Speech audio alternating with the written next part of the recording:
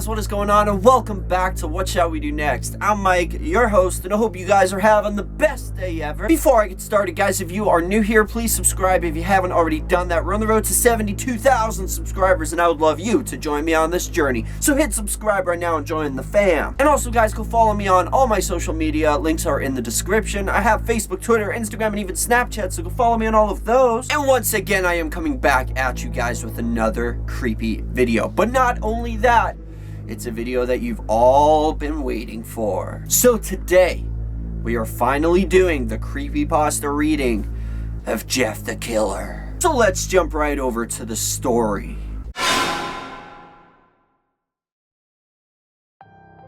Jeff the Killer. The following article appeared in a local newspaper. Unknown killer still at large. After weeks of unexplained murders, the ominous unknown killer is still on the loose. A young boy who survived an attack by the killer bravely tells his story. "I woke up in the middle of the night," says the boy. "For some reason, the window was open. That's when I got the strange feeling that someone was watching me. I looked up, and there, peeking through the curtains, were a pair of eyes. Not regular eyes. These eyes were dark, ominous, and bordered in black. And they just plain terrified me. Then I saw his mouth. A long, horrendous smile that made every hair on my body stand up. The figure stood there, watching me. Finally, after what seemed like forever, he said, 'Go to sleep.' I let out a scream. He suddenly pulled out a knife and jumped on top of me, aiming at my heart. I fought him, kicking, punching, rolling around, trying to knock him off me. That's when my dad busted in. The figure threw his knife and stabbed my dad's shoulder. It probably would have finished off my dad if one of the neighbors hadn't alerted the police. They drove into the parking lot and ran towards the door. The man turned and ran down the hallway. I heard the smash like glass breaking. As I came out of my room, I saw the window that was pointing towards the back of the house was broken. I looked outside to see him vanish into the distance. I can tell you one thing. I will never forget that face, those cold, evil eyes, and that psychotic smile. They will never leave my head. Police are still on the look for this man, and if you see anyone that fits the description, please contact your local police department. Jeff and his family just moved into a new neighborhood. His dad had gotten a promotion at work, and they thought it would be best to live in one of those fancy neighborhoods. Jeff and his brother Lou couldn't complain though. A new, better house. What wasn't there to love? As they were getting unpacked, one of the neighbors came by. "Hello," she said. "I'm Barbara. I live across the street from you. Well, I just wanted to introduce myself and introduce my son." She turned around and calls her son over. "Billy, these are our new neighbors." Billy said, "Hi," and ran back to play in his yard. "Well," said Jeff's mom, "I'm Margaret, and this is my husband Peter, and my two sons, Jeff and Lou." They each introduced themselves, and then Barbara invited them to her son's birthday.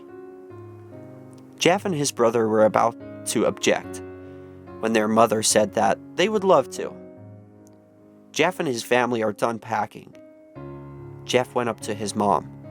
"Mom, why would you invite us to some kid's party? If you haven't noticed, I'm not some dumb kid." "Jeff," said his mother, "we just moved here.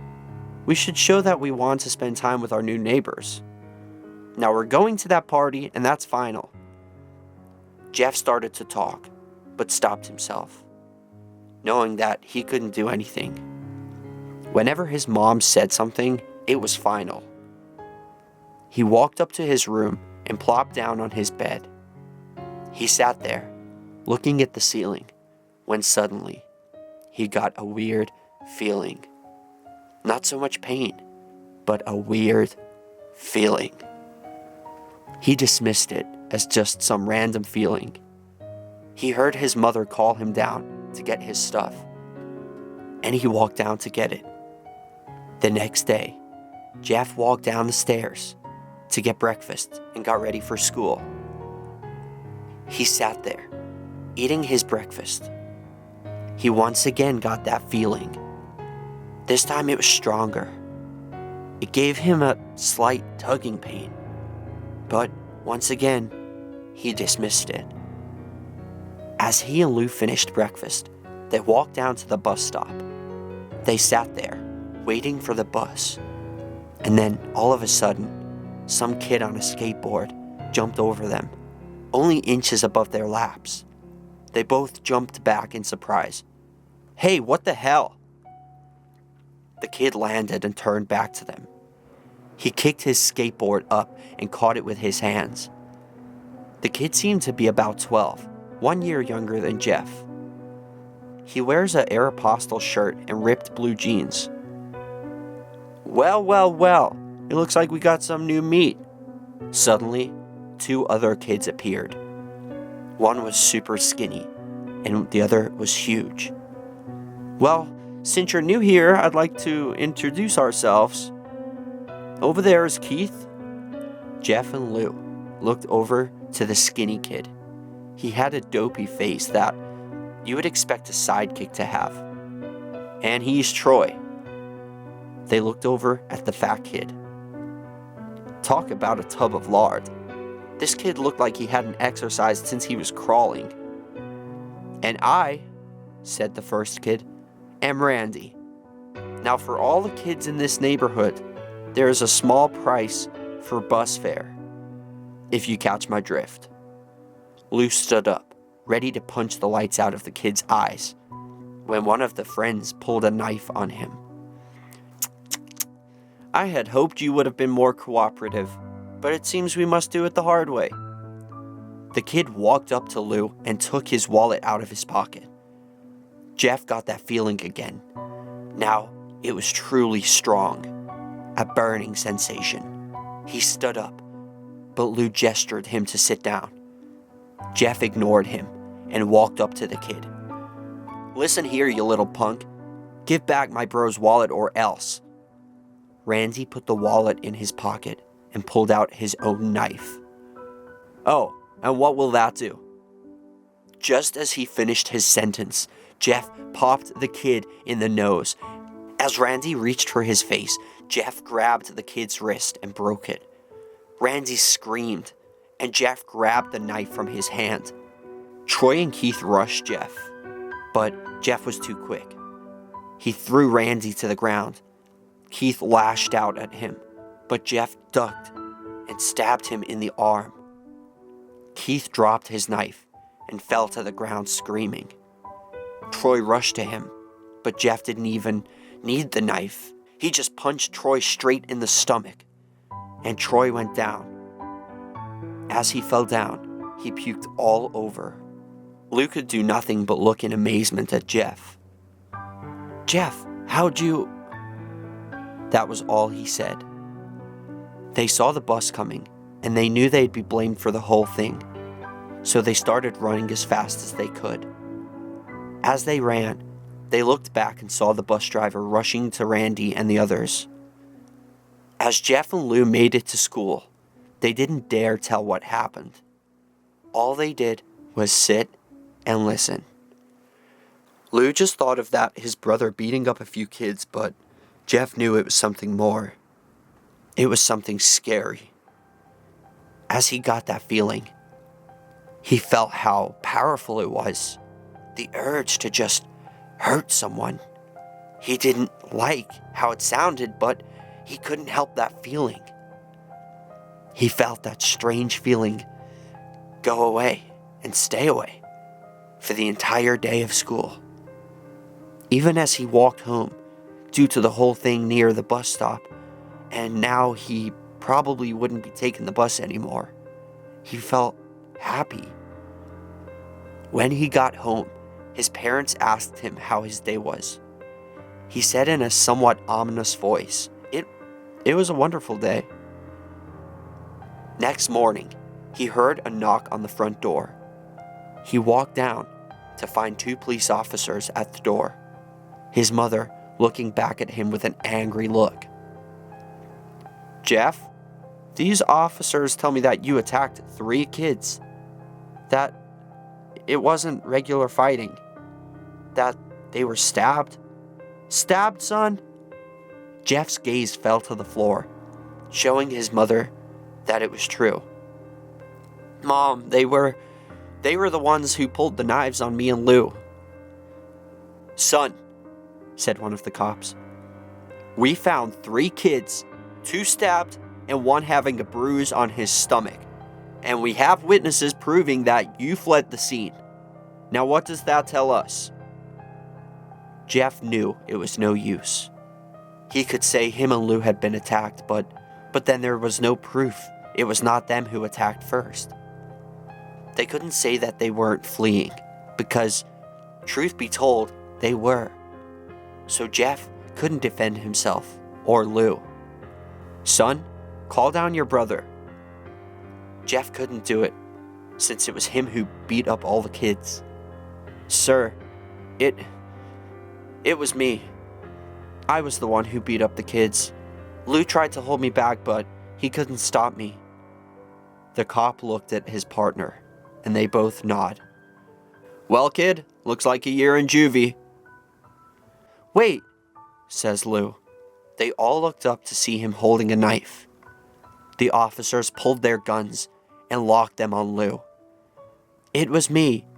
I beat up those little punks. I have the marks to prove it."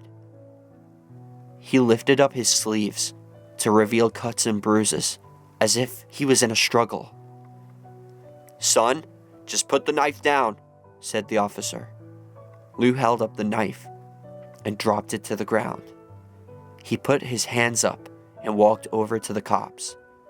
"No, Lou, it was me. I did it." Jeff had tears running down his face. "Huh? Poor bro. Trying to take the blame for what I did. Well, take me away." The police led Lou out to the patrol car. "Lou, tell them it was me. Tell them. I was the one who beat up those kids." Jeff's mother put her hands on his shoulders. "Jeff, please, you don't have to lie. We know it's Lou. You can stop." Jeff watched helplessly as the cop car speeds off with Lou inside. A few minutes later, Jeff's dad pulled into the driveway. Seeing Jeff's face and knowing something was wrong. Son, what is it?" Jeff couldn't answer. His vocal cords were strained from crying. Instead, Jeff's mother walked his father inside to break the bad news to him, as Jeff wept in the driveway. After an hour or so, Jeff walked back to the house, seeing that his parents were both in shock, sad, and disappointed. He couldn't look at them.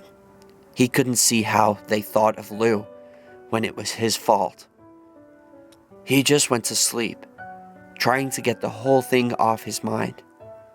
2 days went by with no word from Lou at JDC.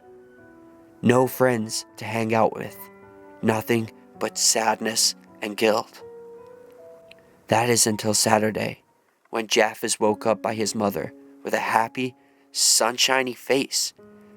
"Jeff, it's the day," she said as she opened up the curtains and let the light flood into his room. What's today?" asked Jeff as he stirs awake. "Why, it's Billy's party."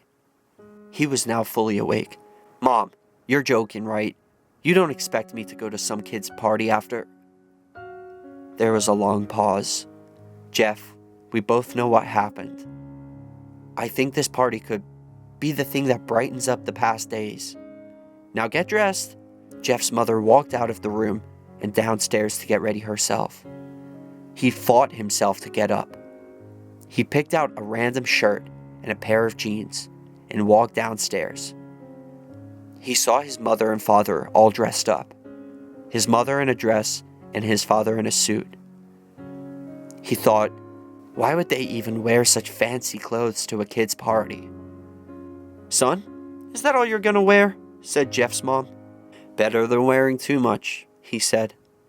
His mother pushed down the feeling to yell at him and hid it with a smile. "Now, Jeff, we may be overdressed, but this is how you go if you want to make an impression," said his father. Jeff grunted and went back up to his room. "I don't have any fancy clothes," he yelled downstairs. "Just pick something out," called his mother. He looked around in his closet for what he could call fancy. He found a pair of black dress pants he had for special occasions, and an undershirt. He couldn't find a shirt to go with it, though. He looked around and found only striped and patterned shirts, none of which go with the dress pants. Finally, he found a white hoodie and put it on. "You're wearing that?" they both said. His mother looked at her watch. "Oh, no time to change. Let's just go," she said as she herded Jeff and his father out the door. They crossed the street over to Barbara and Billy's house. They knocked on the door, and at it appeared that Barbara, just like his parents, way overdressed. They walked inside. All Jeff could see were adults. No kids. "The kids are out in the yard. Jeff, how about you? Go and meet some of them," said Barbara. Jeff walked outside to a yard full of kids. They were running around in weird cowboy costumes and shooting each other with plastic guns. He might as well be standing in Toys R Us. Suddenly, a kid came up to him and handed him a toy gun and a cowboy hat. "Hey, wanna play?" he said. No thanks, kid. I'm way too old for this stuff." The kid looked up at him with that weird puppy dog face. "Please," said the kid. "Fine," said Jeff. He put on the hat and started to pretend to shoot at the kids. At first, he thought it was totally ridiculous, but then he actually started to have fun. It might not have been super cool, but it was the first time he had done something that took his mind off Lou. So he played with the kids for a while until he heard a noise. A weird rolling noise. Then it hit him. Randy, Troy, and Keith all jumped over the fence on their skateboards. Jeff dropped the fake gun and ripped off the hat. Randy looked at Jeff with burning hatred. "Hello, Jeff. Is it?" he said. "We have some unfinished business." Jeff saw his bruised nose. "I think we're even. I beat the crap out of you, and you get my brother sent to JDC. Randy got an angry look in his eyes. "Oh no, I don't go for even. I go for winning. You may have kicked our asses that one day, but not today." As he said that, Randy rushed at Jeff. They both fell to the ground. Randy punched Jeff in the nose, and Jeff grabbed him by the ears and headbutted him. Jeff pushed Randy off of him, and both rose to their feet. Kids were screaming and parents were running out of the house. Troy and Keith both pulled guns out of their pockets. "No one interrupts or guts will fly," they said. Randy pulled a knife on Jeff and stabbed it into his shoulder. Jeff screamed and fell to his knees. Randy started kicking him in the face. After 3 kicks, Jeff grabs his foot and twists it, causing Randy to fall to the ground. Jeff stood back up and walked towards the back door. Troy grabbed him. "Need some help?" He picks Jeff up by the back of the collar and throws him through the patio door. As Jeff tries to stand, he is kicked down to the ground. Randy repeatedly starts kicking Jeff until he starts to cough up blood. "Come on, Jeff, fight me." He picks Jeff up and throws him into the kitchen. Randy sees a bottle of vodka on the counter and smashes the glass over Jeff's head. "Fight!" He throws Jeff back into the living room.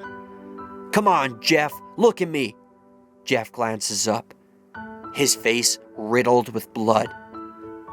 "I was the one who got your brother sent to JDC, and now you're just gonna sit there and let him rot in there for a whole year?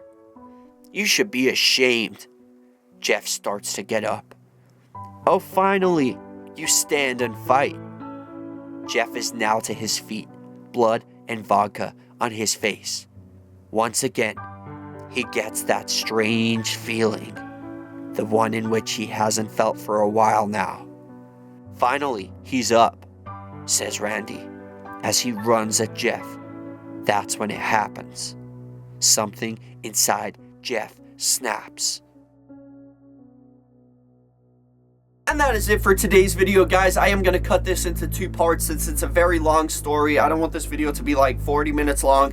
So be sure to definitely come back and check for the second part, because I'm definitely going to do it. I was really getting into the story, but I was trying to find a place to stop. So yeah, I kind of left you guys on a little cliffhanger there, but I hope you enjoyed it. And let me know what you guys think about Jeff the Killer. My question to all of you guys for question of the day is, will you be back here for part 2? Let me know in the comment section. That is question of the day. But thank you guys so much for watching. I hope you enjoyed this video. If you did, hit that like button down below. Let's see if we can go for 10 billion likes on this video. I would really appreciate that. And remember, the most important thing of all, guys, chase your dreams. I love you all, and don't let anybody bring you down. Peace out.